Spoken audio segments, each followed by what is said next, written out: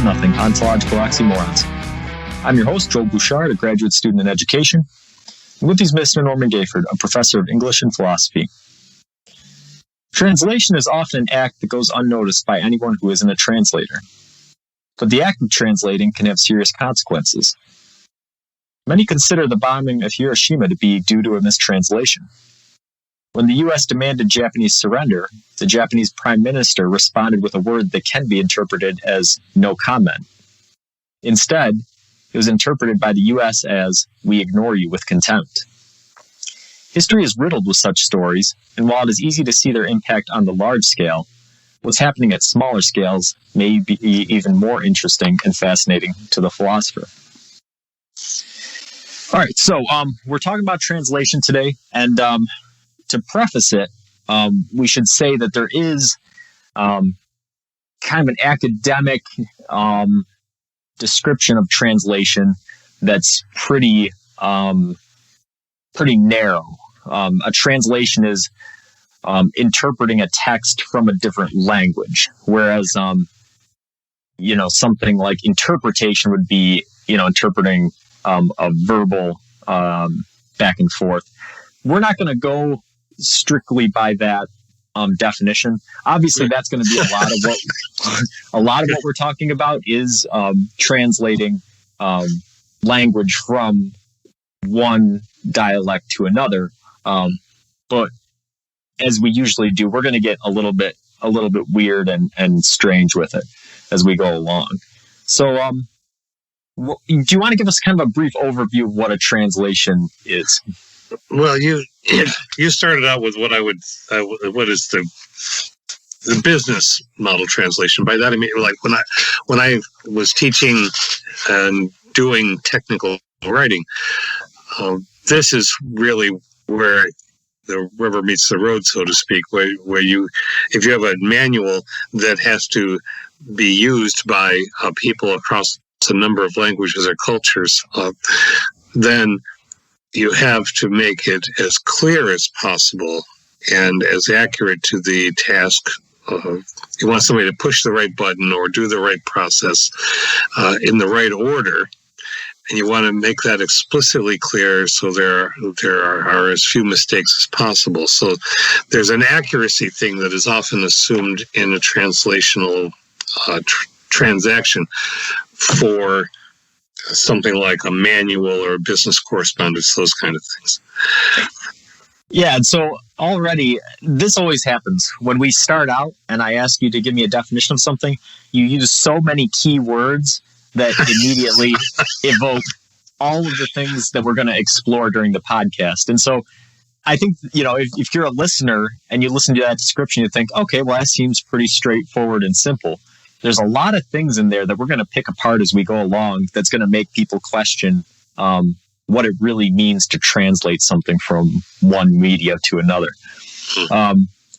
So, yeah, I think that was a very good description of how we use translation, especially in a formal sense.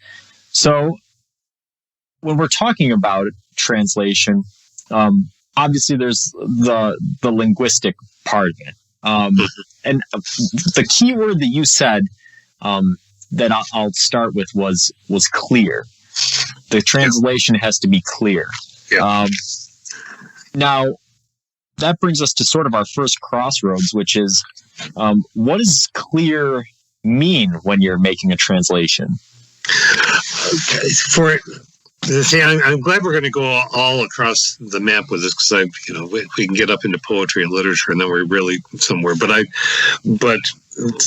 the utility of this kind of translation for technical writing, as an example, clarity means or is intended to mean not just accessibility but precision. Generally, for precision of action undertaken or for precision of definition. So the utter denotative, and so you don't want words in a manual or an instruction sheet or something that can be taken ambiguously. There and so translation, even in a technical sense, suddenly becomes much more, as you said, than what you would assume. And when I've done workshops with companies for technical writing for their employees, we get into this almost immediately. You think, well, how do I make this manual better? What do I do? Do I make this picture green? Do I do it? Well, no, there's so much more to it. Where are you using culturally based or regionally based idiosyncratic terms? Let's take something from way back in my past as a kid in the post hippie days, right? The word "right on." Well, "right on" is not clear. It is if perhaps you watch somebody's face, but think about somebody from another language. Using a language that's their first language, our second language, and you've used this colloquialism that you just assume they get it. Here's another goofy example, but I've had a bear of a day. Well, all right, maybe we assume we know what we mean by that, but it's a metaphor that does not translate across cultures. And so I'm going on too long about this, but that's just one example. Yeah, no, I ran across a good one. I was trying to find a good example for the intro for the show. Another one I had was there was a big bank that wanted to advertise overseas. And the slogan they had been using in the U.S. that had done very well for them was "assume nothing." And so, in context of investment, that comes across as being, pretty concise and pretty accurate to Americans. You don't want to assume anything when you're making an investment. The problem is you translate that into a bunch of different languages, and in most of those languages, it comes back as "do nothing." So if you're a bank and you're advertising to people, do nothing. Well, that doesn't encourage them to invest very much. Exactly. So they ended up having to spend over $10 million to retool their marketing campaign after they rolled this thing out. So that's a more humorous example versus our Hiroshima example at the beginning. But the fact remains the same, right? There's a lot of, in languages, when you're translating, there's a lot of things that don't come across. So we're kind of talking there about like metaphrase and paraphrase, right? Can you kind of explain those to our listeners? Well, to paraphrase something is to put an idea into your own words. This is what happens with young students sometimes when they're unclear, they haven't had the experience. So you ask them to paraphrase a sentence that they've just read, which means you write something at the same length, but you put it in your own words. And usually someone with no experience will just say, oh, well, I'll just turn the words around and I'll shift the words around a little bit in the sentence, and it might make syntactical sense, but it really isn't your own words. It's just shifting around somebody else's words. So paraphrasing is trying to make something more accessible in a language that you're familiar with for an audience that might be using the language or the degree of formality or informality that you're using. Metaphrase is really, in some ways, it's I think of it as another word for summary, but it's really more than that. Meta anything means the bigger picture, looking upon something.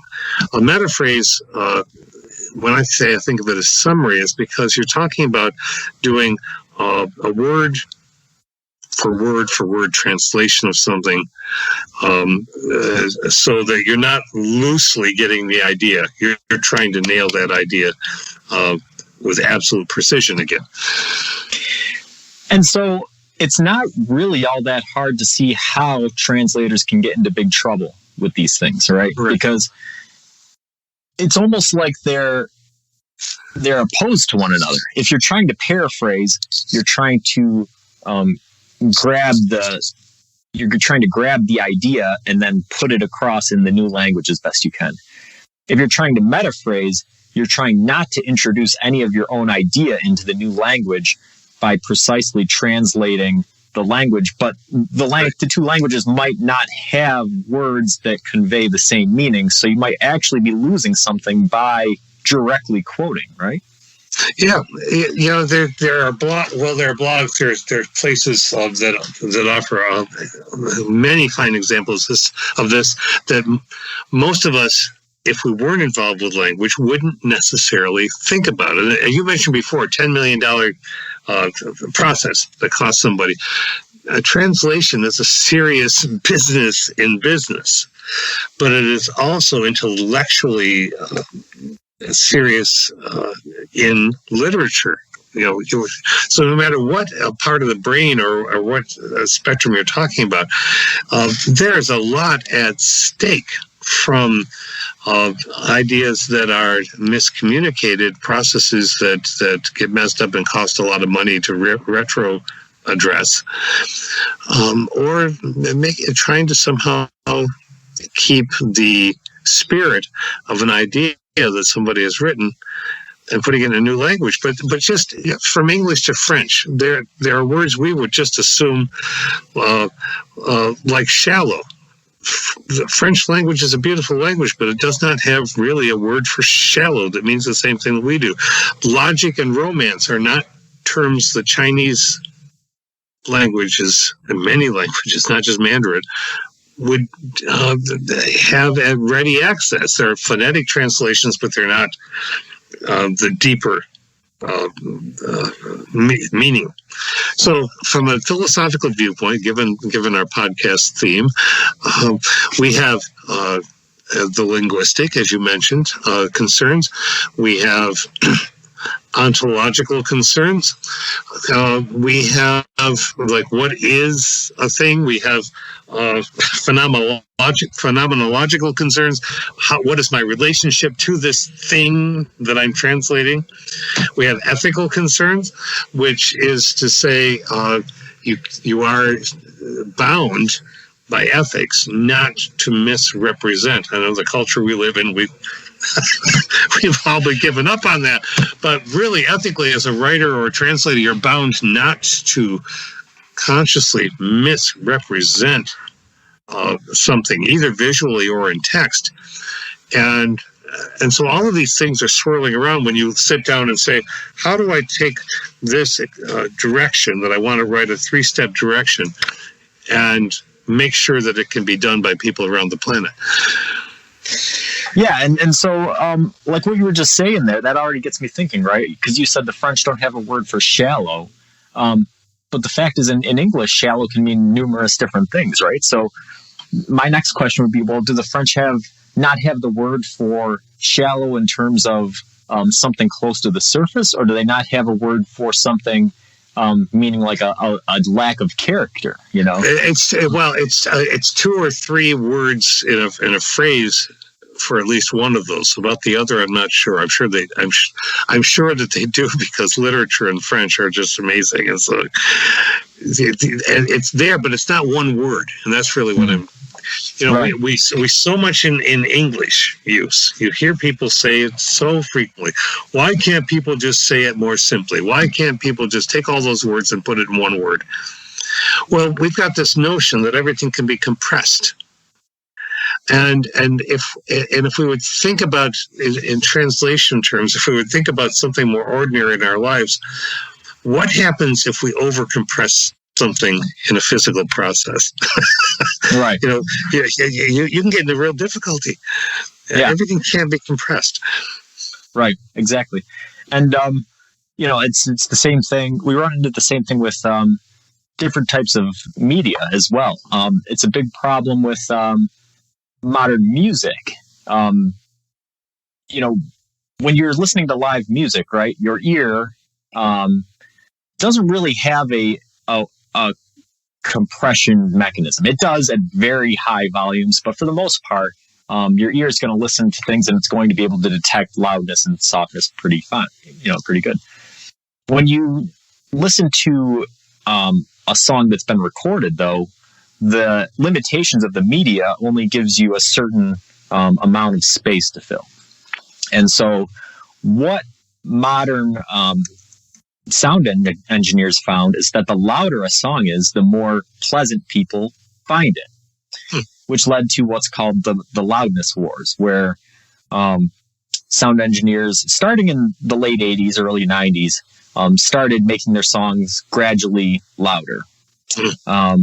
And so these songs got louder and louder and louder until eventually they, you know, in the early 2000s is when it was at its peak. Now they're starting to put some things in place to reduce it, but it's still a big problem where sound engineers are essentially trying to squeeze every inch of volume out of music.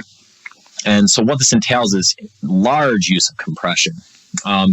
And they do all kinds of psychoacoustic tricks where, and I mean, I'm not saying that I don't do this. I do this as well because I want my songs to sound, you know, I don't want you to listen to my songs on internet radio and say, oh, well, this sounds so quiet or dull or whatever. Yeah. But yeah, I'll cut some bass frequencies out of the sound because the human ear is biased towards high mid frequencies. So the more high mid frequencies you have, the louder something seems to sound, even if it's not. If you compress things by bringing up the low signals versus crushing the loud signals, it's perceived as being more transparent. So there's all of these different things you can do to get your music to sound louder. So sound engineers, you know, they filled up the media. It can't get any louder. And then they started developing new tricks that didn't make their music louder, but made it seem louder. And when you're doing that, you're achieving that goal. Things are seeming louder. They're getting louder.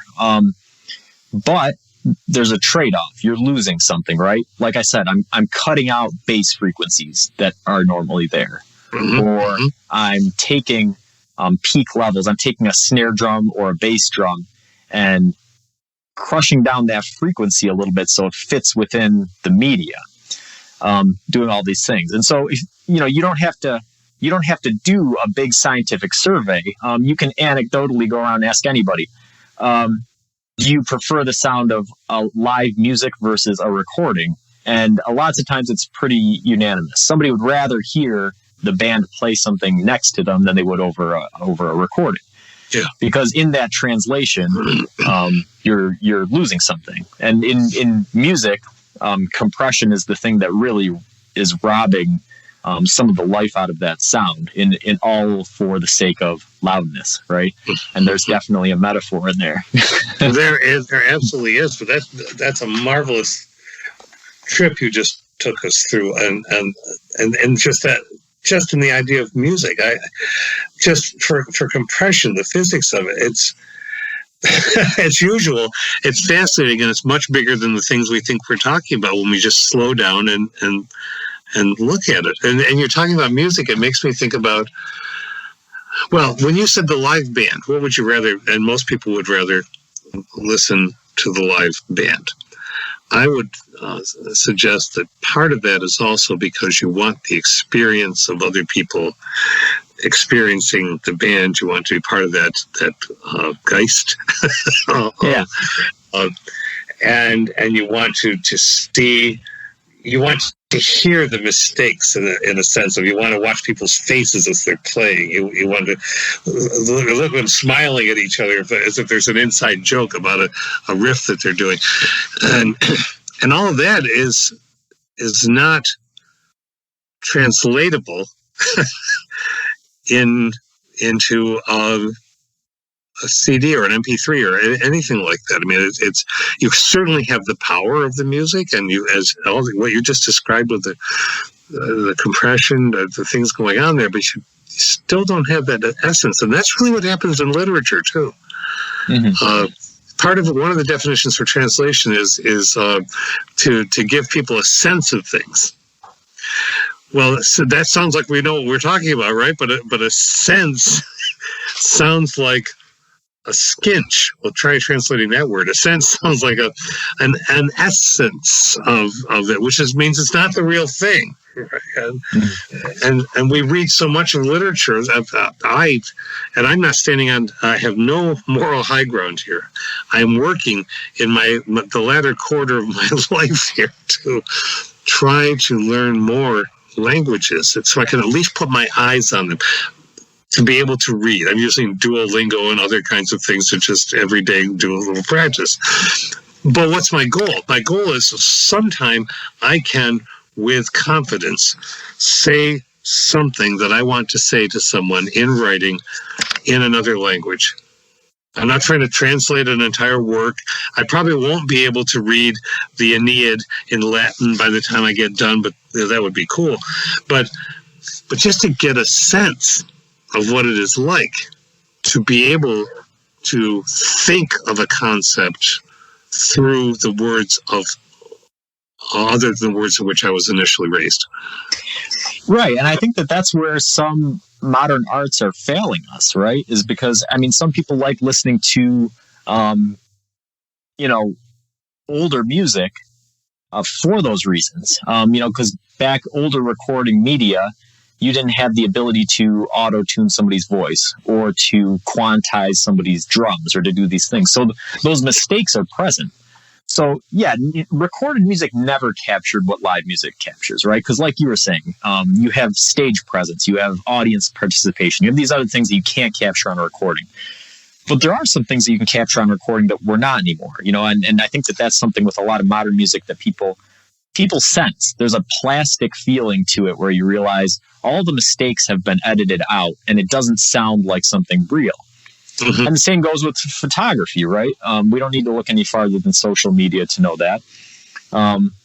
If you start airbrushing or photoshopping or adjusting, lighting and things artificially, celebrities regularly get mocked for this. They'll post a photo that's meant to look like some candid insight into their every regular day life. And then somebody says, hey, wait a minute, I can tell that you shrunk your waist because this image behind you is distorted. Or I can tell you did this thing because, So, and what does that really do for the audience other than create psychological issues, right? You're giving people body issues with photos. You're giving musicians a fear of failure, by not allowing them to make mistakes in performances and things. It's not a healthy thing to do. No, it's not a healthy thing at all because that's predicated on two things. You're making me think really hard this morning, which is good for me. It's predicated on two things. One is the purpose of the communication, which is at base always something we have to think about. And also the notion of perfection of communication, and there's no such thing as that, and yet we aim for that. So if a celebrity, given the pressures of the performance industry, most people, even if they're not celebrities, but who are performers, have to do their headshots, and the headshots need to put them in their best light as far as they think of themselves in their best light, to highlight this whole cluster of things about them. If they're trying to mislead somebody and then leading other people down the path of being worried about body issues, well, yeah, that's an ethical problem. But you have, well, let's go to something that we have. How about a weather map? You can have a weather map. You can see where a storm is going to happen. I know you know where I'm going, but I'm not going to go completely. All right. And you don't like where that storm is because it's not where you want it to be in order to accomplish a purpose that you want. And so you take a marker and you draw a bigger line around and say, oh, the storm is here. It just didn't show that. Totally unethical. And because it's not rendering what the instruments show. If you're doing technical communication says, here is our best information. If you don't like it, too bad for you. This is our best information, and it's going to change from minute to minute, no doubt. But that's not art. And art would say, okay, of course, Photoshop is an artistic tool in which one can take an image one has drawn. One can experiment with that in ways that one couldn't in centuries past, to see what kind of light effects you can get, to see what kind of elements that you can draw out. And so that's a creative process, which is an interpretive process, which is a phenomenological process, which is talking about the original object, whatever that is, and how you are rendering it. Yeah, and, I think that there's probably a fine line, but I think that there probably is a distinction between using some of these things as creative tools and using them to mislead an audience. Whether it's music or photography or whatever it is. There's lots of effects. I'm a big fan of using effects in music that you wouldn't hear in everyday life, right? Using a studio effect to create a strange sound. But that's a creative choice. I'm not trying to pass it off as, oh, well, this is something. And same thing with, photography, right? If you do you tint some photo with or you do like a negative color scheme or something, that's a creative choice. Nobody's going to think, oh, well, this is how it actually looked when they took the picture, or something. And I think that, even with creative writing, it can sort of be like that, right? I think that it's that same thing. It's that plastic feeling, right? We know when we see a photo, we know when we hear a song. I think we know when we read a piece of art too. I think that a good writer is kind of like an actor, right? You're developing these characters in your mind, and you're trying to create a dialogue and a storyline that honors those characters and is true to those characters. But if you are only trying to portray an ideal character or an archetypical character, then you really end up with kind of a fake book, a sort of a cheesy romance novel or something, right? Because you have these characters that don't make mistakes or don't do something that somebody in real life would. So go ahead. That covers the artistic side of it. Did you have anything you had to add in there? No, just to try to pull it together for people who are, anybody who's still listening to us talking about this, is that we have to, I think, at base, no matter whether we're talking about art or any kind of art, whether it's written, visual, music, or back down to the ground level of translation of manuals. One needs to keep the multiple definitions of translating in mind. So, you can go to websites, you can see a 3-step or 4-step process that try to guarantee you that you'll get the exact meaning out of something. And those are totally misleading. I would pull them down if I could, because in translating, you're expressing the sense of something in another language. You're trying to convert something with a degree of accuracy, but also with a degree of truth to the sense again of what that other thing was trying, what that person or group of people were trying to say. You're essentially moving something from one condition to another condition, and trying to make it still intelligible. Right.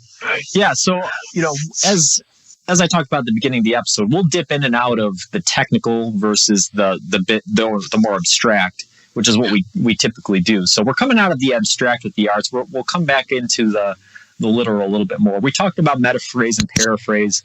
Are these just different words for like fidelity and transparency, or are those kind of unique concepts when we're talking about translating? Metaphrase is, I won't say it's unique, but it's newer as a term. So, as I say, one used to say to summarize, but even to summarize is putting things into one's own words. metaphrase is really literally a word-for-word translation, so it's something an algorithm could probably do if it were sophisticated enough. But that doesn't necessarily mean that it's going to be intelligible in the sense of smooth going down. You know? Right? Yeah. There's a trend on the internet of people putting a word into Google Translate, translating it into a language, then back translating it into English and seeing what you get. And it's never something that really portrays the spirit of the first thing. So fidelity and transparency I'm okay with those. Yeah. Yeah, it's okay. So those kind of fidelity is sort of talking about the spirit of the idea that you're trying to translate, and transparency is talking about the actual linguistics of translating from one language to another. Mm-hmm. So let's talk about formative stuff a little bit. Why do you think translation is necessary? If we look back into history, let's extrapolate it back, right? Yeah. At some point, there was a very limited number of human beings, correct? And it's probably safe to assume these human beings spoke the same language or had the same method of communication. I'm going to challenge that a little bit. It may be safe to, if you're talking about one cluster, one tribal group, one nomadic set, as language developed, let's assume we're not talking about Neanderthal development and everything because evolution POs people sometimes, but it's there. But we're talking about if we have a language that a group has developed, would they all be able to understand each other? Well, do you understand everyone in Perry? Do I understand everyone in Warsaw? Do I understand everybody in one of my classes when it would have classes? Well, what do I mean by understand? Do I understand do I recognize the words that they're using? Yes. Have they told me what they're thinking? Not all the time, even though I think they have. And I'm the same way. So this is where translation gets really interesting, right? I mean, when we're talking about it, you and I are speaking English. We're speaking the same language. Mm-hmm. We both have a pretty decent grasp on English. You more than me.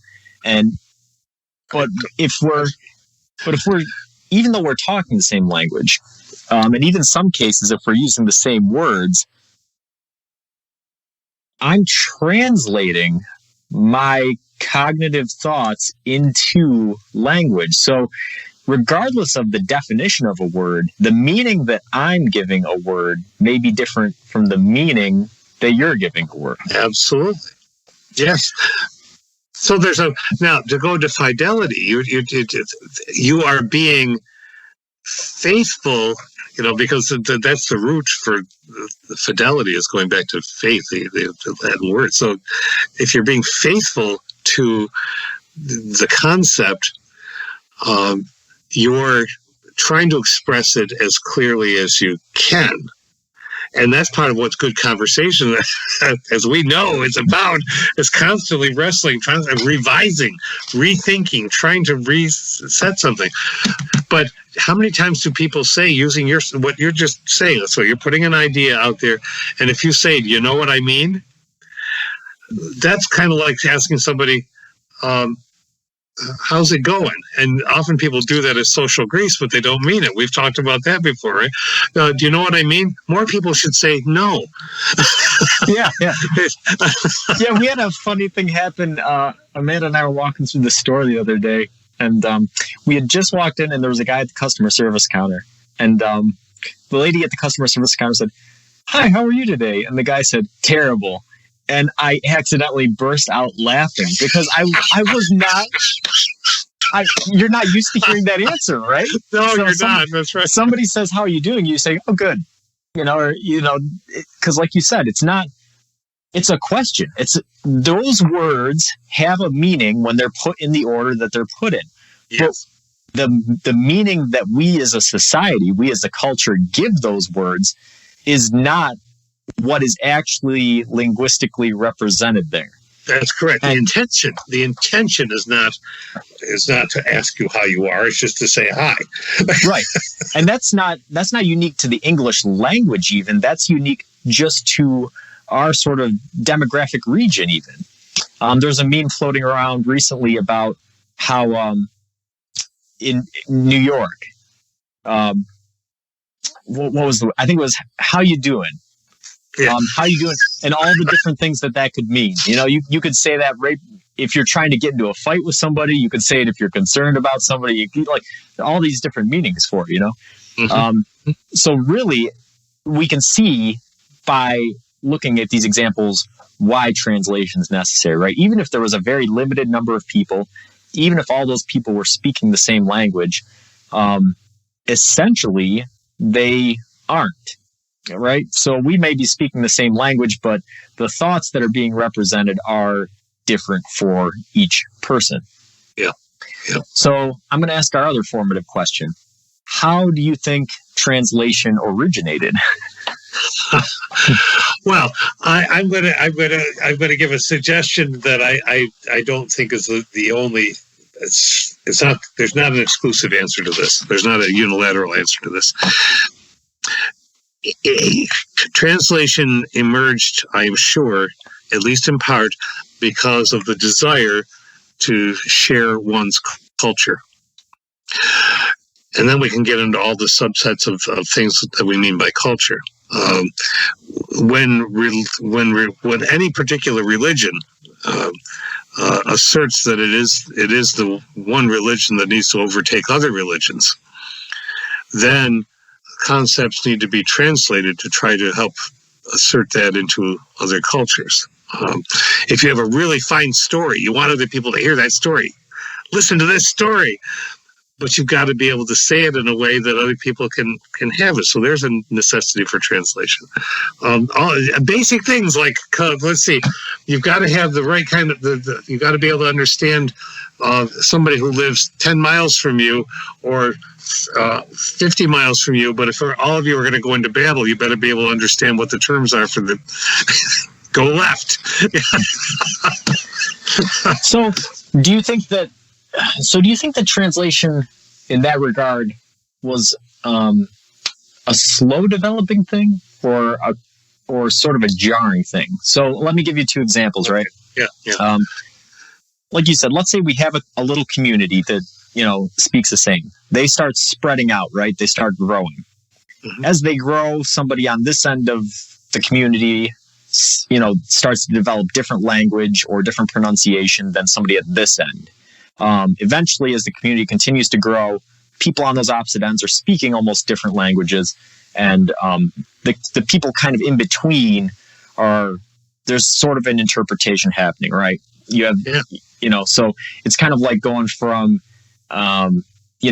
Boston to, Alabama or something. You're trying to say, okay, well, you call this thing a different word from what I call it, but we both mean this thing. Or you're speaking with this accent and you're holding your A's this way and I don't do that. So, but I'm understanding it.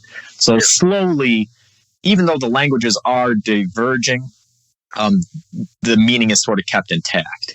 Mm. Or do you think that early humans are pretty tribal? So you have these small family groups that are sort of roaming around, hunting and gathering. Then one of these groups happens to find, let's say, a child that got separated from another group. And so they adopt this child and that speaks a different language. And then over time, they end up learning the language. And then they run into this other group and they can kind of communicate with them. Or, what do you think? Do you think it was a jarring thing, or do you think it's something that happens slowly? I think both. And I'm not trying to wimp out by saying that. On a cultural level, it's a slow process.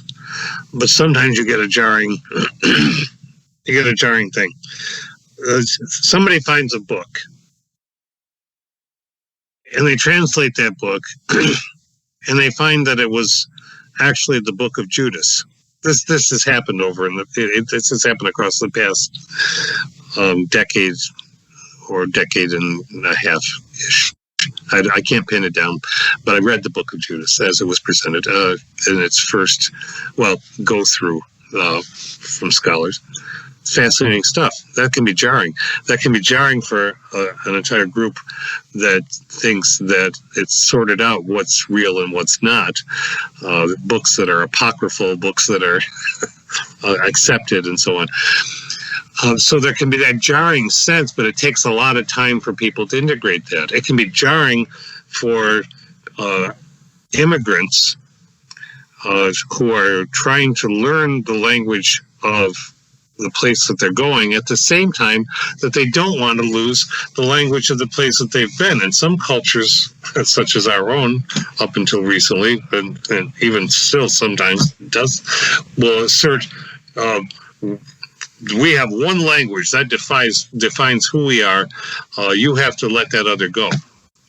I mean, our history is replete with doing horrific things, from Aboriginal and Native American societies to anyone else coming in to try to punish by removing language, making the language a terrible thing and an anathema, a point of derision. But that's also a long cultural process that then starts to get reversed, and these are waves that. But from the viewpoint of your example of a child being found and trying to figure out a communication with them, that's still a long process. It's not going to happen in 1 day or 2 days or 3 days. But it's not as long as a cultural process. Okay, so let's look at the Bible is a story about the Tower of Babel, right? Yep. So what the story says is that all of mankind spoke one language. They attempted to build a tower to reach the heavens. God didn't like that. He tore down the tower, and then he scattered them all over and had them speak in different languages, right? Do other religions have stories that are similar with that, like a flood story, a creation story? Those sort of transcend religious boundaries. Mm-hmm. Do other religions have stories about language like that? That's a really good question. I, off the top of my head, well, I think not as explicitly, but I may be completely wrong about that, Joel. To me, whenever one culture is encountering another culture in a story, there are often insults being traded or assumptions being made because of the things that the characters would say. I've got a site I'm going to look up on and see that presents other things. Okay, so this site is it's not heavily academic, but it has some good basis. Mormonism has a version, apparently. According to the Book of Ether and the Book of Mormon, God changed the language as the people to thwart their plans for getting to heaven. So there's a variation. The Sumerians, well, yes, okay. They had a ziggurat, and the large tower. The house of foundation of heaven on earth. It was dedicated to Marduk, the patron god of Babylon. And there's a story about how Marduk was PO'd because of this effort.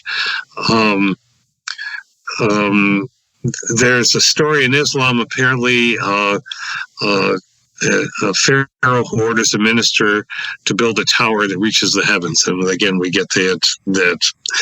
So I'll backtrack and say, okay, yeah. So other related things related to the great Jewish, Islamic, Christian melange that comes out of one essentially family of stories. It's there. I don't know about other cultures. So, so what's the story trying to tell us? So, humankind is working to try to become greater than God. So, God doesn't like that. So he divides their languages. What do you think? What's the message there? Well, first, I think the message is not that they're trying to become greater than God. They're trying to reach God. There's that, depending on the translation, I don't know if it's in the NIV, but in the King James, essentially God sees this tower and says, they are becoming as powerful as us. And so that has to be demolished. It's saying work together. Don't work together too well. If you work together, to me, but I'm a rogue, Joel. You know this. To me, as a language person, as a story person, as a scholar, as just somebody alive, that story says, there's a jealous God who does not want people to get to be too powerful, because if they are, then they might be a challenge. From the science fiction viewpoint, it's of course it's a story intended to be about pride. But you create a group of people, but you really don't want those people to be united. You don't want everyone united. You want one group of people to be united, but that so that they can crash and bash other groups of people. I don't see any way to read that story as a story of development of peace and better humanity. Yeah, it's an interesting it's an interesting story in there that often gets overlooked. So let's look into the speculative a little bit, right? Yeah. What do you think is the most important when we're translating something? Do you think it's coming back to that metaphrase, paraphrase, fidelity, transparency? Do you think it's preserving the original meaning or providing a translation? And let me give me a little bit of context, right? We had, I think it was Francis Bacon was saying that if he had it his way, he would just get rid of all translators. Right? There would be no translations, because the thought to him of taking something that was written in one language and moving it into another was just grossly inadequate and unpalatable, right? Right. And then we can see what happens when we do translate something and give it to another people, and what people do with that translation. So what do you think? What if you're let's say, you and I don't have that ability, right? We're not so comfortable in multiple languages that we can translate things back and forth. Let's say we did, though, right? Yeah. What to you would be the most important part of that? Would it be preserving what the original thing was saying, or would it be providing the spirit of it to a new group? I sort of fall into Martin Heidegger's camp on this. Heidegger said a number of things about translation. Was talking about the difficulty of thinking, that we understood what the Greeks were thinking because of the translation process, and Heidegger asserted, more or less this, that any text that you do as translation is just recomposing that text through your thought. It's not a thinker's thought, but it's the translator's thought. That it's virtually impossible to get to the original thought because of the nature of language itself, and so it's an important process. But I think one would be misled to think that you're getting the original without any of the thought, no matter how careful a translator tries to be. The translator is still thinking is their own way. This is why the idea of a complete neutrality of language. I've said this to students for so many decades, but we affect this. We try to pretend that you can be value neutral in language, but it's almost impossible to achieve. So I think it's important to get the essence of what I think translators can get the essence of what someone else was saying. But just as a quick example, during the pandemic, I went back to reread some classics, and I was enjoying two different translations of the Odyssey. Both academically very sound, both written within a couple of years of each other very recently, and both similar. But the way that phrases are turned, the placing of the punctuation, the choice of words, the diction, makes it a different experience, a fresh experience. Just as if you were playing choose your piece. You're playing any piece of recognizable music other than your own. You're going to bring your interpretation when you touch those strings. No matter how you're not going to do a song the same way that the Beatles did a song, because you can't. They couldn't do a song that you're doing because style is inevitable if you are really thinking hard about the process. Yeah. And so, looking at our different mediums, there's a lot of different ways to do this. I think the easiest one to do it with is the Bible, right? There's plenty of sites where you can go, you can find a verse, and then you can put it into like 26 or 7 different translations. Just a drop down menu, hit it. And you can see that what the meaning of those words means in different translations suddenly changes for you depending on the words that are used. Mm-hmm. In music, I think that the most applicable sort of equivalency is, I write the music, I play the music. So that's sort of like the creation of the work. In the past, I've experimented with having other people produce the music, mix it and master it, right? Mm-hmm. And what I found is that I don't like it. Even though the people that I've had do it are better at mixing and mastering than me, I just find that something gets lost, right? The way that they emphasize things, what they emphasize, how they do things, is not the way that I intended it when I wrote the song.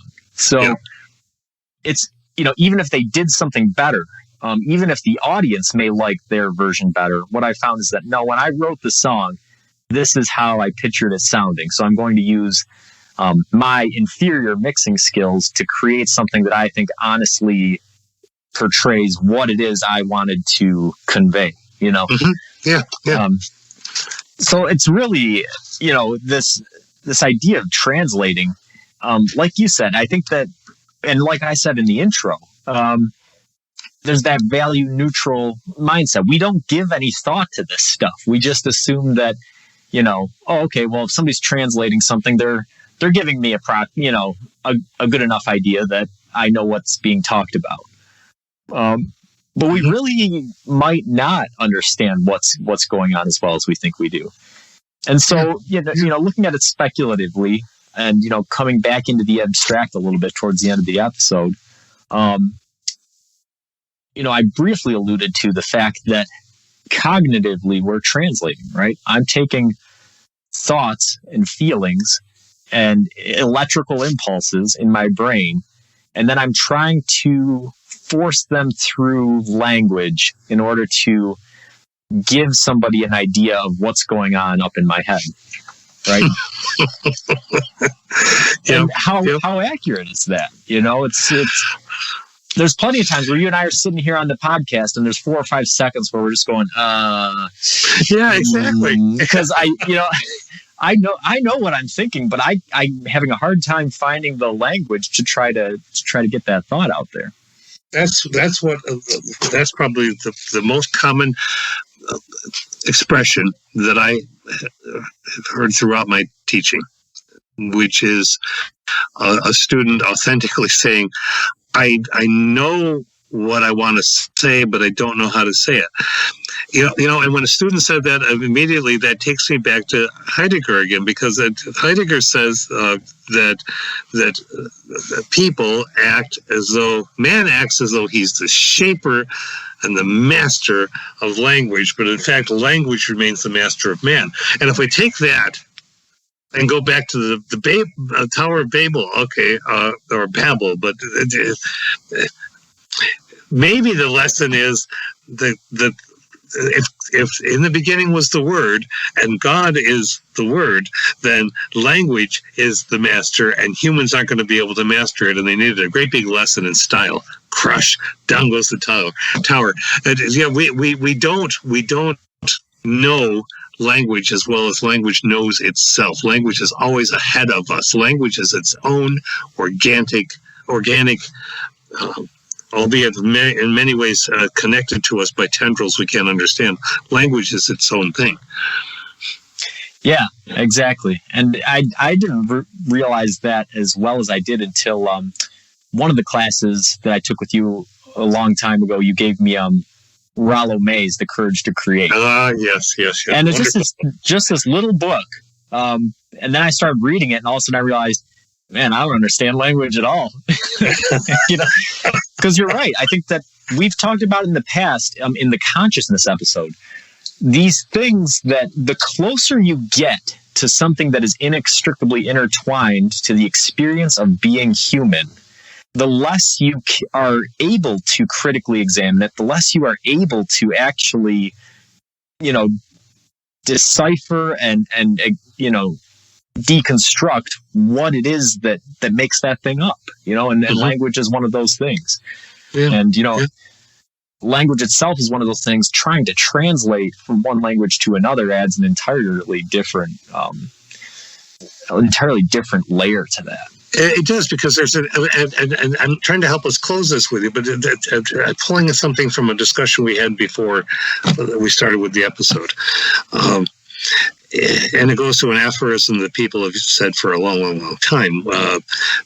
If you want to teach something, you better know how to do it and have the hard practice of doing it and failing at it and doing well at it and failing at it again. And that's what using language is. Nobody, no writer, no manual writer ever ought to be in the position of thinking, well, I've got this mastered now, don't I? Because that's great when language turns right around and gives you a big bite. Yeah, exactly. So that was perfect. I